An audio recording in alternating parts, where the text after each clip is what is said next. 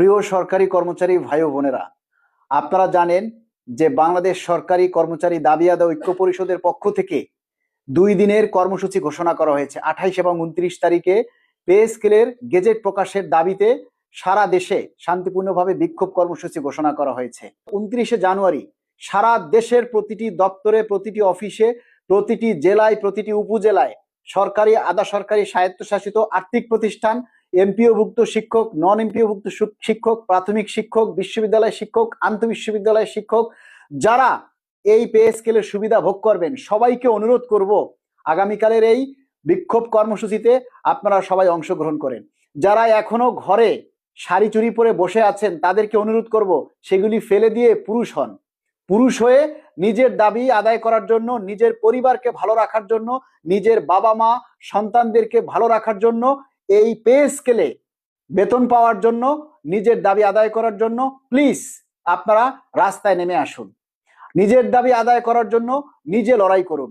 আমাদের দাবিগুলি কোনো মিডিয়া তুলে ধরে না, আপনাকেই তুলে ধরতে হবে, আপনাকেই প্রচার করতে হবে। তাই এই কর্মসূচি সবাই অংশগ্রহণ করুন এবং সবাই প্রতিবাদ জানান।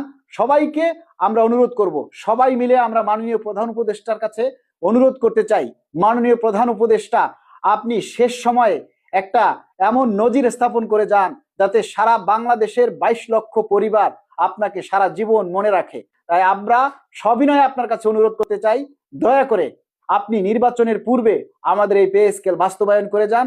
22 লক্ষ পরিবারের মুখে একটু হাসি ফুটিয়ে যান।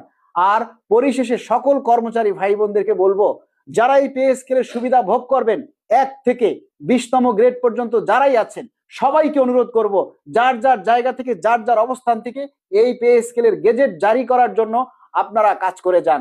কারণ একজন কর্মচারী যেভাবে আন্দোলন করতে পারে, তেমনি একজন উচ্চ লেভেলের সচিব মহোদয়ও এই পে স্কেলের গেজেট প্রকাশের জন্য সরকারকে অনুরোধ করতে পারে। যেখানে আমরা কর্মচারীরা পৌঁছাতে পারি না, সেখানে একজন সচিব মহোদয় পৌঁছাতে পারেন। সেনাবাহিনীর প্রধান, আপনাকে বলছি, মাননীয় সেনাবাহিনীর প্রধান, আপনার যারা সৈনিক রয়েছে, আপনার দপ্তরে যারা কর্মরত রয়েছে, তাদের জীবন মান উন্নত করার জন্য মাননীয় প্রধান উপদেষ্টাকে এই গেজেট জারি করার জন্য সুপারিশ করুন।